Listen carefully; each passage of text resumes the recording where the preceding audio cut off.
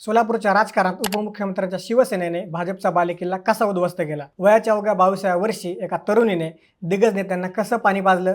सोलापूरच्या मोहोळ नगर परिषदेत नेमकं काय घडलं, ज्याची चर्चा आता संपूर्ण महाराष्ट्रभर रंगली आहे?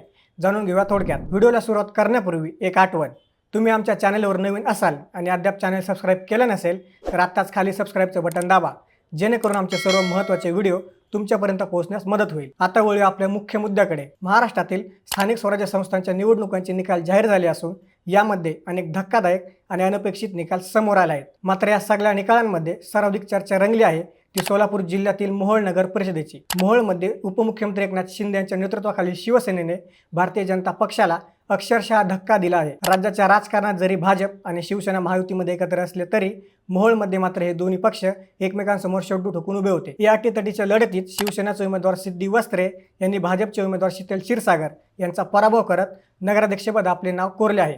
हा निकाल केवळ एका जागेचा विजय नसून मोहोळमधील प्रस्थापित राजकारणाला बसलेला हा एक मोठा हादरा मानला जात आहे.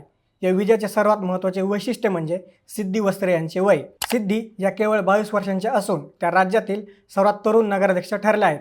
ज्या वयात तरुण आपल्या करिअरची दिशा ठरवत असतात त्या वयात सिद्धी वस्त्रे यांनी थेट नगराध्यक्षपदाला गवसणी घातली आहे. मोहोळमध्ये भाजपच्या आजवर मोठे वर्चस्व राहिले आहे. विशेषतः माजी आमदार राजन पाटील यांची येथे मोठे ताकद मानले जाते. यांच्या बालेकिल्ल्यात शिवसेनेने मारलेली मुसंडी भाजपच्या स्थानिक नेतृत्वासमोर मोठे प्रश्नचिन्ह उभे करणारे आहे. अत्यंत चुरशीच्या झालेल्या या लढतीत सिद्धी वस्त्रे यांनी शीतल क्षीरसागर यांचा 170 मतांच्या फरकाने पराभव केला आहे. या विजयामुळे सोलापूर जिल्ह्यातील भाजपच्या गोटात मोठी अस्वस्थता पसरली असून आगामी निवडणुकांसाठी शिवसेनेचा आत्मविश्वास मात्र कमालीचा वाढला आहे. मोहोळ नगर परिषदेच्या निवडणुका एकूण 20 जागांसाठी मतदान झाले होते. त्यापैकी 9 जागांवर शिवसेनेने विजय मिळवत आपले निर्विवाद वर्चस्व सिद्ध केले आहे. भाजपच्या बालेकिल्ल्यात शिरून शिवसेनेने केलेली ही कामगिरी राज्याच्या राजकीय वर्तुळात चर्चेचा विषय ठरले आहे. विजयानंतर प्रसारमाध्यमांशी संवाद साधताना नगराध्यक्ष सिद्धी वस्त्रे यांनी अत्यंत भावूक झाल्या. आपल्या भावना व्यक्त करताना त्या म्हणाल्या, हा विजय म्हणजे केवळ माझा विजय नसून मोहोळच्या जनतेने माझ्यावर दाखवलेला मोठा विश्वास आहे. निवडणूक प्रचाराच्या काळात माझ्या अनुभवावर आणि प्रामुख्याने माझ्या वयावर विरोधकांकडून प्रचंड टीका करण्यात आली. अनेकदा मला कमी लेखण्याचा प्रयत्न झाला, परंतु आजच्या निकालाने त्या सर्व टीकेला चोख प्रत्युत्तर दिले आहे.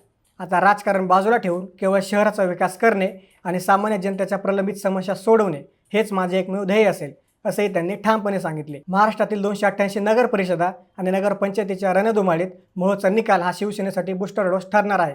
विशेषतः नाशिकमध्येही शिंदेच्या शिवसेनेने मोठी मजल मारली असून तिथे महाविकास आघाडीला खाते उघडता आले नाही.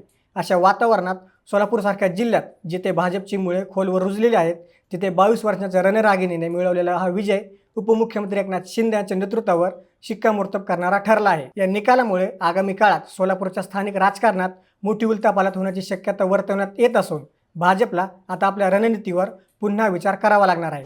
चॅनल सबस्क्राईब करा, व्हिडिओ लाईक करा, तुमचे मत कमेंट करा आणि ही महत्त्वाची बातमी इतरांना नक्की शेअर करा.